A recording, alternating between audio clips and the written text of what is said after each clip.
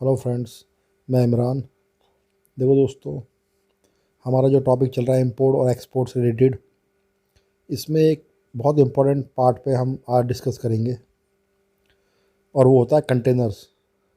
देखिए फ्रेंड्स, कोई भी इंपोर्ट और एक्सपोर्ट का जो प्रोसेस है, दोनों में ही जो कार्गो होता है बिना कंटेनर्स के वो बाहर नहीं जा सकता। ना इंपोर्ट आप कर सकते हैं, ना एक्सपोर्ट कर सकते हैं। तो आपको कंटेनर्स के बारे में, और कंटेनर्स बहुत इंपॉर्टेंट पार्ट है क्योंकि वो ट्रांसपोर्ट से रिलेटेड है, फ्रेट से रिलेटेड है। इसलिए कंटेनर्स के बारे में अच्छी नॉलेज होना बहुत इम्पोर्टेंट है। किस तरह से आप कार्गो लेके आएंगे, किस तरह से आप फिर अपने सप्लायर से बात करेंगे या कस्टमर से बात करेंगे ट्रांसपोर्ट के रिगार्डिंग। क्योंकि आपको खुद जब कंटेनर की नॉलेज होगी तभी आप अच्छा डील कर सकते हैं ट्रांसपोर्टेशन या फ्रेट से रिलेटेड। इसलिए इस वीडियो को सही तरह से आप देखें और समझने की कोशिश करें कि किस तरह से कंटेनर्स होते हैं। इसमें मैं वीडियो में आपको बताऊंगा कि डिफरेंट टाइप्स ऑफ कंटेनर्स क्या होते हैं और किस तरह से कार्गो आ सकता है। स्मॉल जो इंपोर्टर या एक्सपोर्टर हैं वो किस तरह से कंटेनर में अपना माल ला सकते हैं, और जो बिग एक्सपोर्टर इंपोर्टर बड़े लेवल पे करना चाहते हैं तो वो किस तरह के डिफरेंट टाइप्स ऑफ कंटेनर्स होते हैं। इस वीडियो में पूरा मैं ये कवर करने जा रहा हूँ। अब सबसे पहले आप एक बात अपने दिमाग में डाल लें, दो तरह के कंटेनर मेनली चलते हैं, 20 फीट और 40 फीट। दोनों का ये साइज़ है। अब दोनों में ही दो और चीज़ें होती हैं, एक होता है FCL और एक होता है LCL। FCL की फुल फॉर्म होती है फुल कंटेनर लोड, LCL की फुल फॉर्म होती है लेस देन कंटेनर लोड। अब दोनों में डिफरेंस क्या है ये आपको समझना बहुत ज़रूरी है, ख़ास तौर पे वो लोग जो बिल्कुल न्यू इंपोर्ट करना चाहते हैं या शुरू करना चाहते हैं। अब सबसे पहले मैं आपको FCL बताता हूँ। FCL जैसे मैंने बताया, उसकी जो फुल फॉर्म है फुल कंटेनर लोड है। यानी फुल कंटेनर लोड से आप समझ रहे होंगे मतलब क्या है कि पूरा का पूरा कंटेनर आपका रहेगा फुल। यानी आपका मटेरियल इतना ज़्यादा है या कोई मशीन है कि वो पूरे कंटेनर में आए। यानी एक सिंगल कंटेनर आपका होगा। आपने रोड पे देखा होगा ट्रक कंटेनर लेके जाते हैं, वो अक्सर FCL होते हैं। तो उसमें क्या होता है, मशीन होती है या बहुत ज़्यादा कार्गो होता है तो वो पूरे कंटेनर में आता है। पूरा वॉल्यूम जो होता है कार्गो उससे फिल होता है, तो वो जो कंटेनर होता है FCL में वो आएगा। अगर मान लीजिए आप बहुत बिग अमाउंट पे, लार्ज स्केल पे कार्गो आप लाना चाहते हैं तो फिर वो कंटेनर FCL में आएगा। यानी कि पूरा कंटेनर आपका रहेगा और उसका जो रेंट होगा, कंटेनर का जो भी चार्ज होंगे वो आपको अकेले ही बेयर करने होंगे। ये FCL में होता है फुल कंटेनर लोड। अब इसके अलावा LCL जो होता है उसकी जो फुल फॉर्म होती है वो लेस देन कंटेनर लोड है। यानी एक तरह से सिंपल वर्ड्स में आपको समझाऊं तो ये एक तरह से शेयरिंग कंटेनर है। यानी आप न्यू इंपोर्टर हैं या एक्सपोर्टर हैं तो आपका कार्गो बहुत कम है, तो आप फुल कंटेनर में तो कार्गो लाएंगे नहीं, तो आपको क्या होगा, कार्गो शेयर करना पड़ेगा दूसरे लोगों के साथ कंटेनर। यानी एक ही कंटेनर में आपका मटेरियल भी आएगा क्योंकि बहुत कम है वो, और बहुत सी और पार्टीज़ का मटेरियल भी या कंपनीज़ का मटेरियल भी उसी कार्गो एक कंटेनर में आएगा। तो शेयरिंग कंटेनर जो होता है वो ये होता है LCL। ठीक है, जो न्यू इंपोर्टर है या एक्सपोर्टर है उसके लिए LCL बेस्ट ऑप्शन है क्योंकि स्मॉल कार्गो उसका। अब इसमें फ्रेंड्स क्या होता है, आपको जो रेंट देना है कंटेनर का जो आप यूज़ करेंगे LCL में, तो CBM के हिसाब से जाता है वो। CBM क्या होती है, क्यूबिक मीटर। मतलब ये है कि आपका जो जितना वॉल्यूम होगा, जितना स्पेस वो लेगा, क्यूबिक मीटर मतलब हो गया 1 क्यूब मीटर होता है 1 मीटर लेंथ, 1 मीटर हाइट और 1 मीटर उसकी विड्थ। जो बॉक्स होगा इतने साइज़ का आपको कोटेशन देगा आपका फ्रेट फॉरवर्डर। मैं ये समझाना चाह रहा हूँ कि आप जब फॉरवर्डर से इंपोर्ट या एक्सपोर्ट के ड्यूरिंग इंपोर्ट या एक्सपोर्ट कोटेशन जो आप लेंगे तो CBM में वो आपको देगा। तो CBM का मतलब ये है कि वॉल्यूम वो जो होगा, आपकी जो भी आपका कार्गो है उसका 1/1/1 होगा। ठीक है, और स्क्रीन पे मैं आपको दिखा रहा हूँ किस तरह से आपको 1/1 का क्या मतलब हो गया है।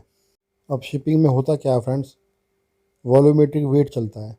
यानी वॉल्यूम ज़्यादा है तो वॉल्यूम के हिसाब से आपको पे करना पड़ेगा शिप पे कंटेनर का, और अगर वेट ज़्यादा है तो आपको वेट के हिसाब से पे करना पड़ेगा। सीधा सा फार्मूला है। कभी कभी क्या होता है, जो CBM होती है यानी वॉल्यूम जो होता है वो तो बहुत कम होता है, यानी एक ही CBM 1 CBM है, और वेट उसका 1 टन है यानी 1000 kg या 1100 kg। तो उसके हिसाब से फिर जो शिपिंग जो आपका फॉरवर्डर है वो आपको जो कोटेशन देगा वो देगा वेट के हिसाब से। अगर वॉल्यूम ज़्यादा है, वेट कम है, तो वॉल्यूम के हिसाब से, यानी स्पेस किसी बॉक्स की बहुत ज़्यादा है, वो 5 CBM ले रहा है लेकिन उसका वेट सिर्फ 100 kg है, तो आपको वॉल्यूम के हिसाब से वो कोटेशन देगा। वो डिपेंड करता है अलग अलग सिचुएशन पे। और आपको ये अपनी जो प्रोडक्ट है या जो आप मटेरियल मंगा रहे हैं उसके हिसाब से आपको पता होना चाहिए कि आपका कार्गो किस तरह के वॉल्यूम में है या वेट से है। तो और इसमें आप क्या करेंगे, फॉरवर्डर से 2-4 फॉरवर्डर से कोटेशंस लेंगे और फिर उस हिसाब से उनको कंपेयर करेंगे। जैसे पहले एक वीडियो मैंने आपको बताया है, फॉरवर्डर की कोटेशन भी आपको कंपेयर करनी होगी अगर आपको सही रेट लेना है, क्योंकि आज के टाइम में जो शिपिंग कॉस्ट है वो बहुत ज़्यादा चल रही है मार्केट में। बहुत रश है, कोरोना के बाद बहुत उस वक्त कुछ काम हुआ नहीं था। अब बहुत ज़्यादा जो ट्रांसपोर्टेशन है शिपिंग का वो बहुत बिजी है और बहुत हाई रेट है इस वक्त। तो फ्रेंड्स, अगर आपके पास अप टू 7-8 CBM या 10 CBM तक मटेरियल है इस वॉल्यूम का, तो आप LCL में फिर जाएं, क्योंकि उसमें फिर क्या फुल कंटेनर को चार्ज आपको पे करने से बच जाएंगे। लेकिन अगर 10 से ज़्यादा 12 CBM 15 CBM या उससे ज़्यादा आपका है तो फिर आपको FCL में जाना चाहिए, क्योंकि फिर FCL और LCL दोनों की कॉस्ट ऑलमोस्ट सेम आएगी। तो इसलिए आप FCL में जाएं। FCL क्या हो, थोड़ा क्विक होती है, उसकी सर्विस क्विक है, क्योंकि पूरा कंटेनर आपका है, वो लोड होगा शिप पे एकदम लोड हो जाएगा और उसमें थेफ्ट के चांस कम है, लॉसेस के चांस कम होते हैं, डैमेज के चांस कम है। बाकी LCL क्या होता है, शेयरिंग कंटेनर होता है, इसलिए उसमें थेफ्ट के चांस भी कुछ रहते हैं। हालांकि इंश्योर्ड होता है जो कार्गो आएगा आपका, मैंने बताया CIF अगर लेते हैं या कुछ भी आप लेते हैं, जो भी ट्रांसपोर्टेशन फ्रैट होगा वो आपका इंश्योर्ड होता है। लेकिन फिर भी इंश्योर्ड का मतलब ये नहीं है कि माल आपका कहीं भी चोरी हो जाए या उसमें लॉसेस हो जाए, डैमेज हो जाए, उसके बाद तो आपको क्या इंश्योरेंस कंपनी के पीछे भागना पड़ेगा। इसलिए उसको अवॉइड करने के लिए क्या होता है, आप बेस्ट ऑप्शंस को यूज़ करें। इसीलिए हम आपको ये चीज़ बता रहे हैं, क्योंकि LCL शेयरिंग होता है, तो इसलिए मटेरियल जो होता है, कार्गो जो होता है, उसको कंसोलिडेट करने के लिए, सेग्रीगेट करने के लिए उसमें थोड़ा टाइम लगता है, इसलिए थोड़ा स्लो रहता है प्रोसेस FCL कंपैरिजन में। तो ये तो हो गया शिपिंग में कंटेनर्स का FCL और LCL, ये आपको समझ में आ गया। और किस तरह से चार्ज किया जाता है CBM के हिसाब से और वेट के हिसाब से भी किया जाता है, ये भी आपको समझ में आ गया होगा। अब आगे मैं बताता हूँ कि किस तरह के कंटेनर्स डिफरेंट टाइप्स के होते हैं, क्योंकि हर एक, मुझसे बहुत से लोगों ने डिफरेंट डिफरेंट कमेंट्स आते हैं। कुछ लोग ऑयल वहाँ से लाना चाहते हैं, चाइना से इंपोर्ट करना चाहते हैं या कोरिया से, कुछ लोग पाइप्स लाना चाहते हैं, तो डिफरेंट डिफरेंट कंटेनर्स में आएगा। आपको अगर एक्सपोर्ट करना है तो भी आपको राइट कंटेनर चूज़ करना पड़ेगा एक्सपोर्ट के लिए अपने प्रोडक्ट के हिसाब से। कुछ लोग क्या होते हैं, मीट या इस तरह की फ़िश वगैरह इस तरह की इंपोर्ट या एक्सपोर्ट करना चाहते हैं, तो उन सब के बारे में थोड़ा मैं इसमें भी क्लियर करता हूँ आपको कि वो क्या करेंगे, किस तरह के कंटेनर की आपको ज़रूरत पड़ेगी। तो मैं कुछ कंटेनर्स के बारे में बताऊँगा, फिर आप अपने अपने हिसाब से अपना जो आपका मटेरियल है उसके हिसाब से कंटेनर उसमें चूज़ कर सकते हैं, आपको आसानी होगी। तो इस पार्ट को आप थोड़ा सही से समझें। अब सबसे पहली चीज़ जो है कंटेनर्स में वो होती है ड्राई कंटेनर्स। इससे आपको बात समझ में आ रही होगी, ड्राई का मतलब नॉर्मल कंटेनर्स होते हैं, यानी टेम्परेचर कंट्रोल की इनमें कोई ज़रूरत नहीं होती है, वो कंटेनर होते हैं। यानी कोई भी मशीन आपने हाईवे पे देखे होंगे, ट्रक में लोड होते हैं ये, और स्क्रीन पे आप देख सकते हो, ऊपर मैंने स्क्रीन में लगाया हुआ है।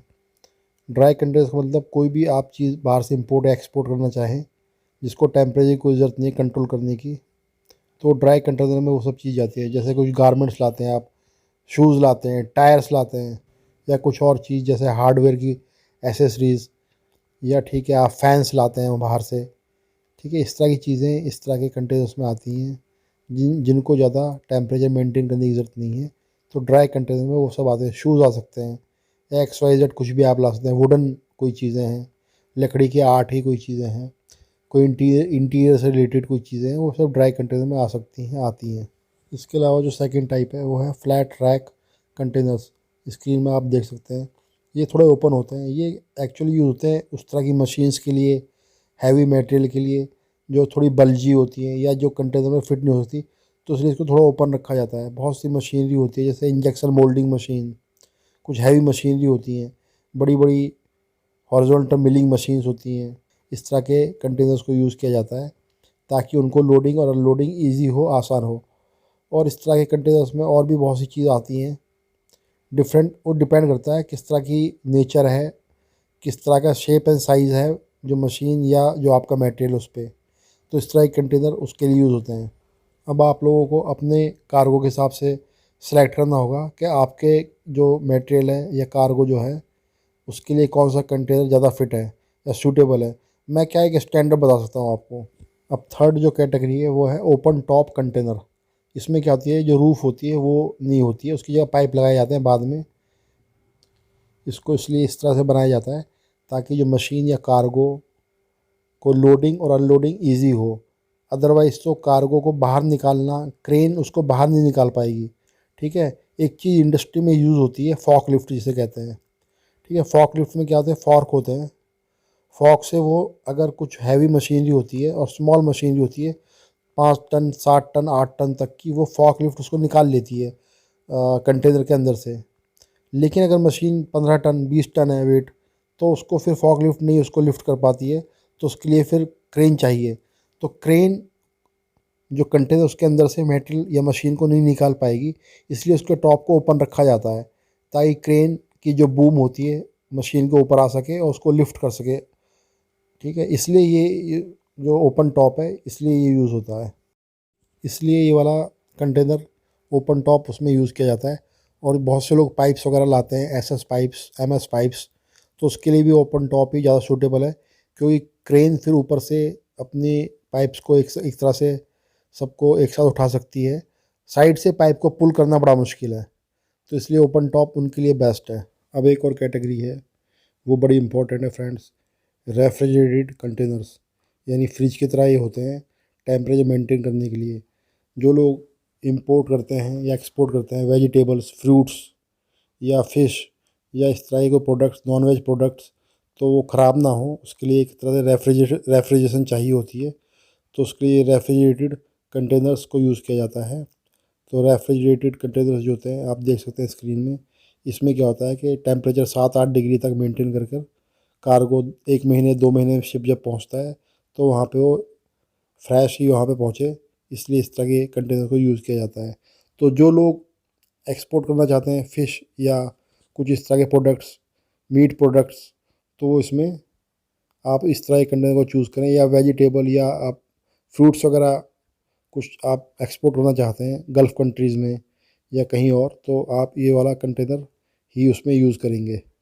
अब ये जो स्क्रीन में आप देख रहे हैं ये टैंक कंटेनर है। टैंक कंटेनर देखकर आप समझ गए होंगे वैसे कि क्या काम करता है। ये ऑयल के लिए होता है। ऑयल या लिक्विड फॉर्म में कोई भी जो आपका गुड्स है वो आते हैं। जैसे इंडस्ट्री में आजकल क्वेंचिंग ऑयल और बहुत से ऑयल्स इंडस्ट्री में प्रोसेस, हीट ट्रीटमेंट के प्रोसेस होते हैं, उनमें यूज़ होते हैं। मैकेनिकल इंडस्ट्री में यूज़ होता है। तो ऑयल या लिक्विड फॉर्म में कोई भी चीज़ है उसको इस तरह के टैंक कंटेनर से लाया जा सकता है या इंपोर्ट किया जाता है, या एक्सपोर्ट करना चाहें अगर आप यहाँ इंडिया से, तो एक्सपोर्ट भी इसी में कर सकते हैं। अब और भी बहुत सी कैटेगरीज है कंटेनर्स की फ्रेंड्स, लेकिन मोटा मोटा ये कंटेनर्स यूज़ होते हैं इंडस्ट्री में। इसके अलावा कार कैरियर्स हैं जिसमें आप कार या ऑटोमोबाइल की कोई पार्ट्स या गाड़ियाँ लेके आ सकते हैं या भेज सकते हैं। इस तरह से ड्रम कंटेनर्स भी होते हैं, ऑयल के लिए ही होते हैं वो भी। और बहुत सारी कैटेगरीज़ हैं पर वो बहुत ज़्यादा यूज़ में नहीं होती हैं। मेन यही कैटेगरीज़ हैं जो मैंने आपको बता दी हैं। और आप सही तरह से कंटेनर्स को समझें और सही सिलेक्शन करें अपने इंपोर्ट एक्सपोर्ट के हिसाब से, अपने प्रोडक्ट और जो आपका गुड्स है उसके हिसाब से कौन सा कंटेनर आपको यूज़ करना है। और उसके हिसाब से फिर आप फॉरवर्डिंग के लिए फ्रेट फॉरवर्डर से आप बात करें, कोटेशंस लें और उससे आप अपना इंपोर्ट और एक्सपोर्ट को आगे बढ़ाएं। ठीक है फ्रेंड्स, आज के लिए इतना ही। नेक्स्ट टाइम कुछ और नई इन्फॉर्मेशन साथ मैं आपसे मिलूँगा।